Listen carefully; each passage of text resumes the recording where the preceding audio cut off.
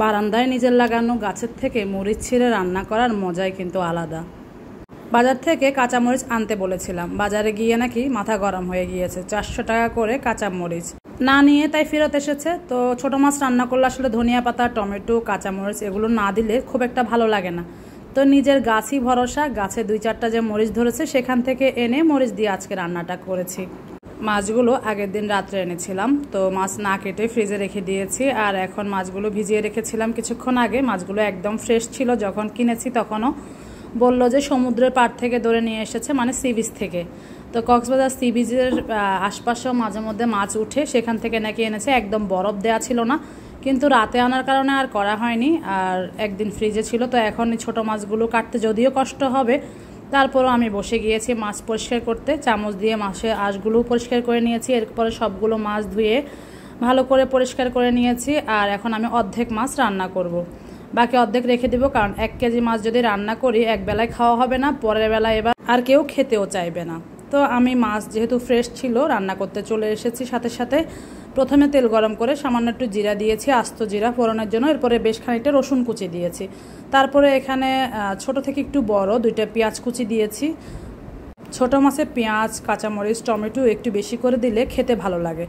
সামান্য একটু আদা রসুন বাটাও দিয়েছি। এখন দিয়ে পেঁয়াজটাকে হালকা করে ভেজে নেব। একদম ব্রাউন কালার করতে হবে না, একটু নরম হয়ে গেলেই হয়ে যাবে। সাথে একটা টমেটো কুচি করে দিয়ে দিলাম। এখন সব কিছু খুব ভালো করে একটু নেড়েচেড়ে সিদ্ধ করে নেব। ছোটো মাছ কষিয়ে রান্না করলেও অনেক মজা হয়। আর এগুলো যেহেতু একদম ফ্রেশ, ফ্রোজেন না, মানে কোলেস্টেরলের মাছ না, সেক্ষেত্রে এগুলো এমনি রান্না করলে অনেক মজা হয়। আর যারা আমার ভিডিও দেখেন তারা কিন্তু জানবেন আমি ফ্রেশ মাছ না ভেজে রান্না করি। যাদের কাছে না ভেজে রান্না করলে ভালো লাগে না, তারা ভেজে রান্না করবেন। তারা চাইলে ভিডিওটা স্কিপও করতে পারেন। পেঁয়াজ আর টমেটোগুলো হালকা ভাজার পরে আমি জিরার গুঁড়া, ধনিয়ার গুঁড়া, হলুদের গুঁড়া, মরিচের গুঁড়া আর খুব সামান্য একটু কালো গোলমরিচের গুঁড়ো দিয়েছি। আজকে যেহেতু কাঁচা মরিচ নেই তাই আমি গোলমরিচটাও দিয়েছি, লাল মরিচটাও দিয়েছি, যেন ঝালটা লাগে। ছোটো মাছ একটু ঝাল ঝাল খেতে ভালো লাগে, তবে আমি আবার পরিমাণ মতো ঝাল দিই। যেহেতু আমার বাসায় 2জন ছোটো বাচ্চা আছে, তো ওরা আবার বেশি ঝাল হলে তো খেতে পারবে না।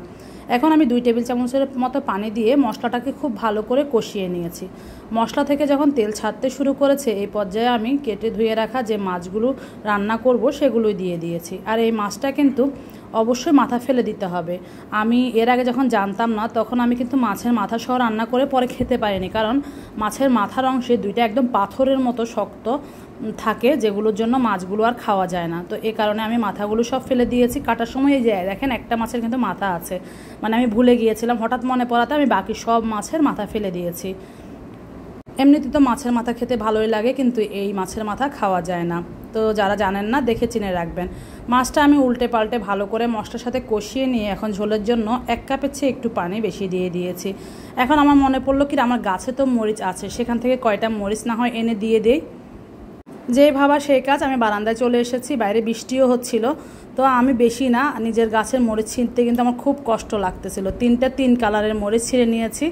আর এই ছোটো ছোটো লাল যেগুলো দেখতে পাচ্ছেন, এগুলো না ধরতেই এরকম লাল হয়ে ভিতর থেকে বের হয়েছে। এগুলো আসলে কালারিং মরিচ মনে হচ্ছে। যাই হোক, তো আমি ছোটো ছোটো মরিচগুলোকে আবার ছোটো ছোটো কুচি করে দিচ্ছি কাঁচি দিয়ে, যেন মানে সব মাছের সাথে মিশে যায়। শুধু ফালি করে দিলে এই 2-3টা মরিচে আর কি হবে। আর এই মরিচগুলো খুব সুন্দর একটা ফ্লেভার আছে, আর গাছ থেকে ছিঁড়ে আনার কারণে একদম তরতাজা, বুঝতেই তো পারছেন। তো আমার মাছ কিন্তু মোটামুটি রান্না হয়ে এসছে। এই পর্যায়ে আমি কাঁচা মরিচগুলো দিয়েছি। আরও কিছুক্ষণ রান্না করব, ঝোলটা একটু টানিয়ে নিব হালকা করে।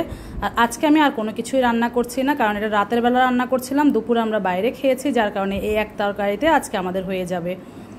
তো উপর থেকে একটু ধনিয়া পাতাও দিয়ে দিলাম। ধনিয়া পাতাগুলো একটু শুকিয়ে গিয়েছিল, এই জন্য এমন।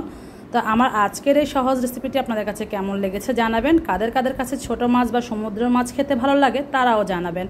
আগুন বন্ধ করে দিয়েছে, এখন শুধু খাওয়ার পালা। আজকে তবে বিদায় নিচ্ছি, সবাই ভালো থাকবেন। আল্লাহ হাফেজ।